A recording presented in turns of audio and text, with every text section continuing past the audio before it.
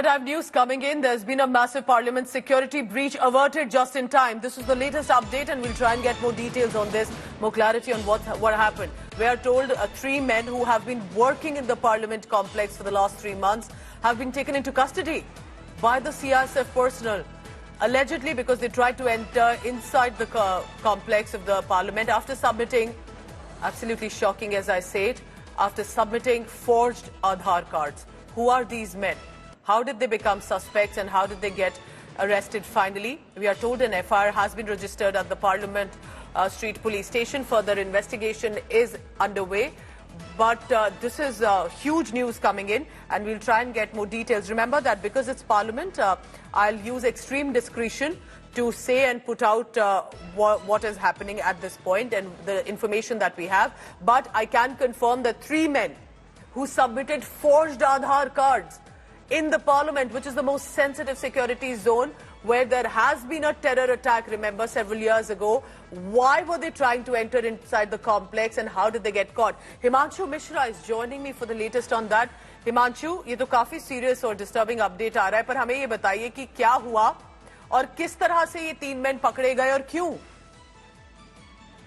देखिए 4 जून को जो सिक्योरिटी गेट है, गेट नंबर 3 है, वहां पर जो सीआईएसएफ, क्योंकि सीआईएसएफ को सिक्योरिटी दे दी गई है तो पूरे पार्लियामेंट की नई बिल्डिंग की थी, क्योंकि जब से पुराने पार्लियामेंट में हमने देखा था कि किस तरीके से जो कलर के वो लेके पहुंचे थे अंदर वो लोग, तो इसके बाद से ही पूरी सिक्योरिटी को रिव्यू किया गया था, सीआईएसएफ को दिया गया। तो सीआईएसएफ की जब गेट नंबर 3 पे 4 जून की बात है कि एक ही आईडी, जो आधार आईडी कार्ड होता है, एक ही आईडी था जिसपे अलग अलग मजदूर एंट्री करने की कोशिश कर रहे थे और एक और मजदूर था जो 2 मजदूर एक ही आईडी पे थे, एक तीसरा मजदूर और था जिनका आईडी फेक था। तो जिसके बाद तुरंत तीनों को पकड़ा गया और उनके नाम जब चेक किए गए तो पता लगा कासिम, मोनिस और शोएब है, ये हापुड़ के आसपास के रहने वाले हैं।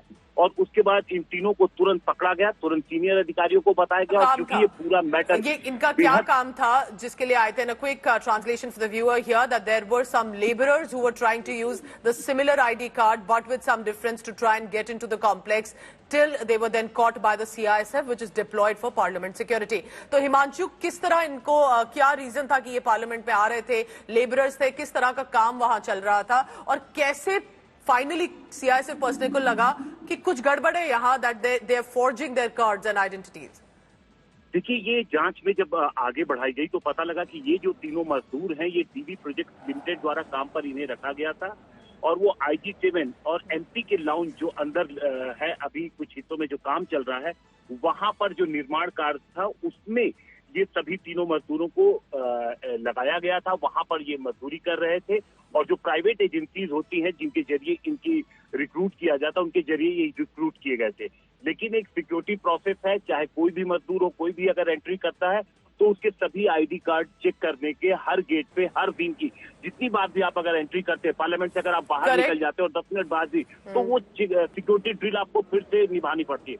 तो यहाँ पर इसी दौरान जब ये 4 तारीख को एंट्री कर रहे थे तो ये पकड़े गए। Himanshu, go ahead, finish your point quickly. तो अब सवाल ये उठता है कि यहाँ पर पुलिस अब ये पता लगाने की कोशिश कर रही है कि क्या इसके पहले ये इस तरीके से अलग अलग जा चुके थे, एंट्री तो नहीं, पहले एक ही कार्ड पे कर चुके थे, और दूसरी चीज कि इनका मोटिव क्या था। अब मोटिव पता लगाने के लिए ये सारा मामला अब पुलिस को दे दिया गया है। पुलिस ने जो parliament, because remember, and this is for anyone who may not know about parliament security, there are multiple barriers, multiple security checks, and the time that you enter into the complex, at least 3 to 4 times there are checks that have happened, and these are strict security checks. How were these laborers, so to say, have managed to get through, and what happened? And for now they've been taken into custody. Was it anything that they were miscreants, anything suspicious, or just that they're trying to get inside the parliament? And we'll try and explore more on that. But remember, after the 2001 terror attack at the parliament and the security breach